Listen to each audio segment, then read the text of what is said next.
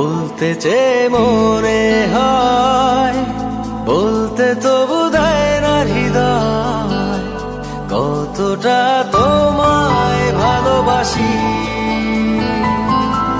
চলতে গিয়ে মনে হয় দূরত্ব কিছু নয়, তোমারই কাছেই ফিরে আসি।